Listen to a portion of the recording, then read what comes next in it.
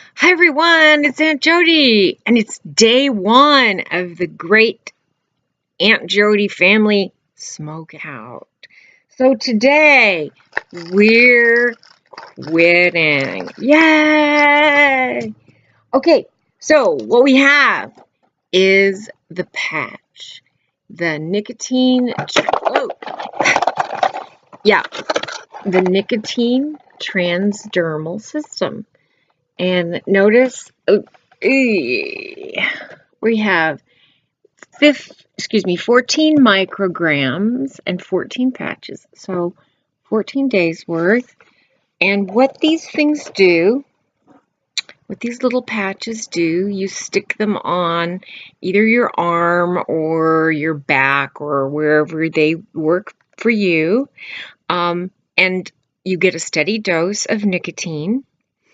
So if you're craving a cigarette, this will take away the urge to smoke, at least the physical urge. Because what we know about nicotine, it is a very addictive drug. In fact, some of my friends in the Aunt Jody neighborhood have kicked drugs. And as I've told you, I had a run-in with the wacky pills after a couple of bone surgeries and a really, really long period, even decades, of migraines that were so severe that they lasted for days. And if you've never had a migraine, consider yourself very lucky. Some of it was triggered from a nerve, what they call a stenosis, where the spine is pinching the nerves, and that would trigger migraines, but it would also cause it to feel as if there were a knife in my shoulder. You know those little protractors that you use in geometry, or like an ice pick? It always felt like that, and that was constant. It never went away, and that lasted for decades. So I was in a world of hurt a lot of times, and I got on the wacky pills, and it took a very long time, decades. So doctors were very happy to hand out the wacky pills, and it took fixing the migraines with a doctor at the Diamond Headache Clinic in Chicago. I recommend them very highly. And also a neck surgery and getting bone surgeries. And it's a long, tragic story that ended up with a happy ending and no more wacky pills. And I will tell you that any kind of addiction takes a lot of time and patience, but it is an illness that can be treated. So I'm a little familiar with how addiction works, and I recognize that nicotine is a very powerful one because study after study has shown that, yes, it's a drug, it's a legal drug, and it plays with our brains. And it's funny because I didn't smoke until about 5 years ago, when Uncle Jimmer got sick, and he was having a lot of problems.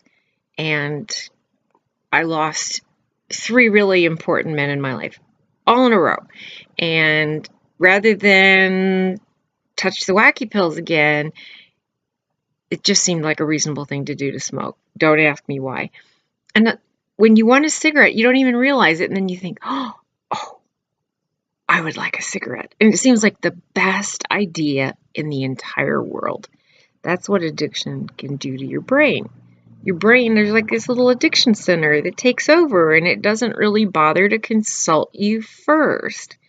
So that's why you have to take measures to hijack that.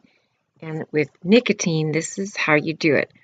And as I said, I have some friends who've overcome addictions to all kinds of things. I know one person who's overcome heroin addiction, others alcohol, a couple that were addicted to meth.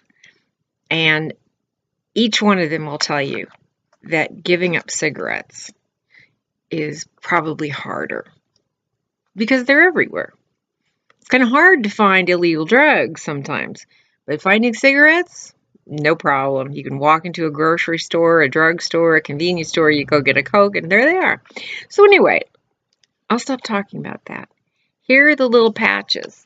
They're kind of hard to get into because you don't want all the little cousins running around to just rip these things open and start eating them. You know, kids will eat anything, and it's very dangerous. So they make these little, so yeah, and I have to get like clippers to get into it, which is a good thing. So anyway, I'll stick one of these babies on, and I won't be thinking about cigarettes. It'll be just groovy, and I'll update you. Okay? All right. More later.